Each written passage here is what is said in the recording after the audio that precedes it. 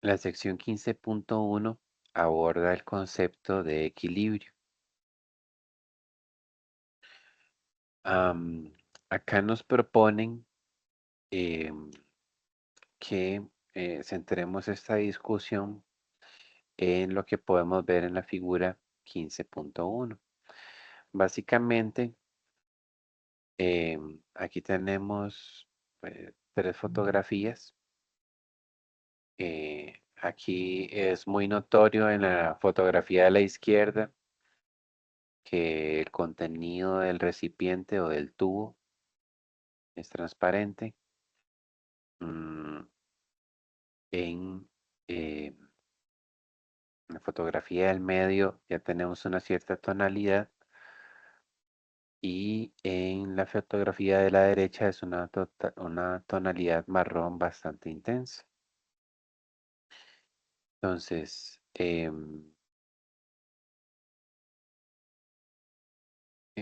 ¿qué es de qué se trata esto? Bueno, esto se basa en una reacción química que tenemos por acá, en la cual el N2O4 es es un óxido de nitrógeno que es incoloro.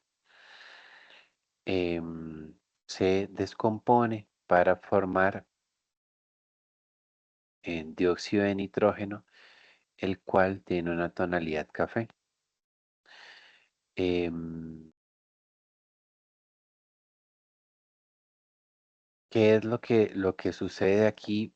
Básicamente, al inicio dicen que lo que se tiene es una muestra de N2O4 que está congelada, ¿sí? Está bastante frío. Entonces, en ese estado prácticamente mm, no hay nada de dióxido de nitrógeno formado. Conforme se le brinda energía al N2O4, él se empieza a disociar y empieza a formar algunas moléculas de dióxido de nitrógeno. Y si se da todavía más tiempo y temperatura, eh, todavía podríamos encontrar una tonalidad más fuerte, lo cual nos indicaría que tenemos mayor presencia todavía de dióxido de nitrógeno. Lo interesante aquí es que si yo manipulo la temperatura, puedo cambiar la tonalidad o la posición en la cual la reacción se ubica. Ujú. Em, o sea, aunque yo esté aquí, y alguien podría decir, bueno, ya el reactivo ya reaccionó y se transformó en el producto. Resulta que si yo bajara la temperatura, haría que la reacción se reverse y otra vez llegaría a este estado que tenemos por acá. El hecho de que yo pueda regresar al estado inicial incoloro es una clave visual, es una evidencia visual de que el producto colorido, que era el dióxido de nitrógeno, se deformó, o sea, de tenerlo aquí formado en frío y soy capaz de reversar su formación para que más bien la reacción se desplace nuevamente a la formación de N2O4. Entonces, con eso nos referimos a que la reacción es reversible. Si esta reacción no fuera reversible y ya yo dejé que pasara el tiempo para que se formara este producto, aunque yo le enfriara, siempre el envase seguiría siendo marrón, ¿sí? Porque la reacción solo es directa, la reacción solamente progresa hacia la derecha y no le es posible retornarse. Pero en las reacciones reversibles sí es posible esa dirección inversa en la formación. Ujú. Entonces, para nosotros representar lo que son las reacciones reversibles, eh, utilizamos,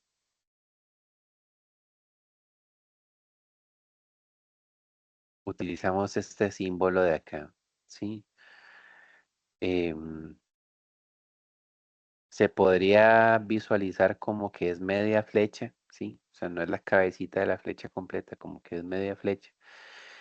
Y una media flecha va hacia la derecha mientras que la otra va hacia la izquierda. Entonces, cuando veamos algo así en química, lo que estamos representando ahí es que la reacción es reversible, ¿sí?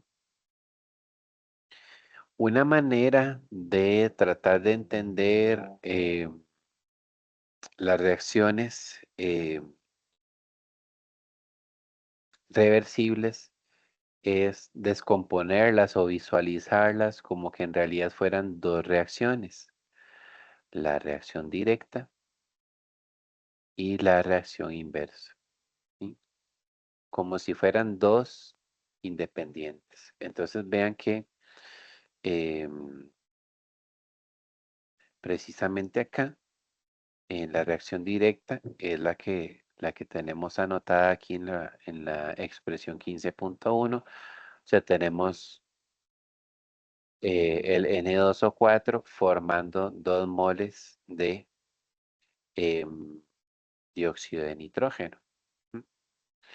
Y al mismo tiempo puedo ver que, o tratar de imaginarla o visualizarla como que al mismo tiempo hay otra reacción donde más bien es el dióxido de nitrógeno el que es reactivo y está formándonos el N2O4.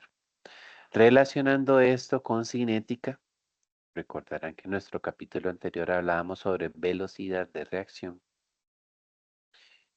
Eh, la reacción inversa tiene una ley de velocidad. Aquí le han puesto velocidad y le han puesto una R de subíndice, refiriéndose a que es la velocidad reversible o la velocidad inversa. Esto tendría una constante de velocidad reversa multiplicando a la concentración de dióxido de nitrógeno al cuadrado. ¿Por qué al cuadrado?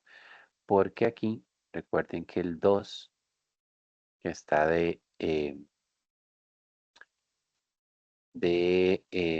coeficiente que equilibra la reacción, si la reacción es elemental, entonces este coeficiente va a coincidir con el orden de la reacción. Por otro lado, la reacción directa, que aquí le han puesto de subíndice una F, ¿verdad? Porque en inglés forward es una palabra que se utiliza para decir que algo va hacia adelante. No, tradujeron todo el libro, pero no tradujeron el subíndice, ¿verdad? Es la constante forward, ¿sí? La constante que va hacia el frente multiplicada por la concentración del N2O4. Entonces, em, ¿qué es lo que pasa? Al inicio, estas velocidades no son iguales. ¿M? Al inicio no son iguales.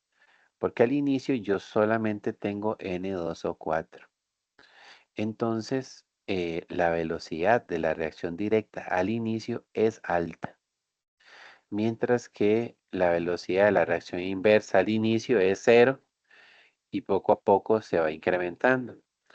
La velocidad directa va a ir disminuyendo y la velocidad reversa va a ir aumentando. En un punto dado, en un punto dado, la velocidad con la que se forma el dióxido de nitrógeno en la reacción directa es igual a la velocidad de formación del N2O4 en la reacción inversa. ¿Sí? En algún punto esas velocidades al inicio no son iguales, pero en algún punto sí llegan a igualarse. Y cuando esas velocidades, la directa y la inversa, son iguales, decimos que la reacción se encuentra en equilibrio. ¿Sí? Entonces, en ese punto, nosotros vamos a tener que las expresiones de las velocidades igualadas. Y si rearreglamos aquí esta ecuación 15.4, ¿verdad? Reacomodando, como dice acá, podríamos obtener que la constante directa entre la constante reversa tendría una expresión en la cual aquí vemos que esto, visualizándolo desde la reacción directa, sería la concentración de los productos de la concentración de la reacción directa elevada al cuadrado dividido entre la concentración de reactivos. ¿Sí? Entonces, ese cociente de productos entre reactivos sería lo mismo que el cociente de la constante de velocidad directa entre eh, la constante de velocidad reversa. Y esto sería igual a un valor constante, un valor que no va a cambiar. Entonces, tal vez para ilustrar un poco más lo que estamos diciendo, aquí tenemos la figura 15.5, que realmente es súper interesante de analizar. En este primer gráfico que tenemos por acá, tenemos un gráfico en el cual ellos han puesto las concentraciones contra el tiempo. Entonces, em, nuestro reactivo inicial con el que contamos es el N2O4. Entonces, ¿cuál es su concentración inicial? Tiene un cierto valor aquí de concentración inicial. Mientras que el producto, o lo que vamos a ubicar a la derecha de nuestra reacción, es el dióxido de nitrógeno. Vean que inicialmente su concentración es cero. Conforme el tiempo va transcurriendo, ¿qué pasa con la concentración de dióxido de nitrógeno? Va aumentando, ¿sí? La concentración de dióxido de nitrógeno va aumentando. ¿Por qué? Porque es el producto. Al mismo tiempo, la concentración del reactivo va a ir disminuyendo. ¿Mm? Pero vamos a encontrarnos con un cierto punto, acá, un cierto momento en el tiempo, en donde, como podemos ver aquí, las gráficas de las concentraciones son horizontales. ¿Qué quiere decir eso? Que aunque pasa el tiempo y lo dejamos ahí y le damos más y más tiempo, ya las concentraciones no cambian. Las concentraciones son constantes.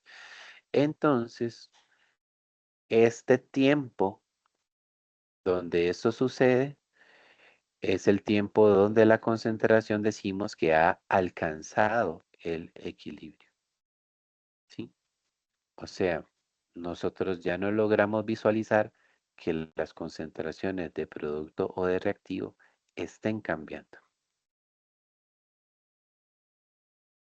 Este mismo experimento o este mismo análisis está graficado aquí en esta gráfica B, pero en lugar de concentración y tiempo, lo que han puesto ahí es velocidad y tiempo.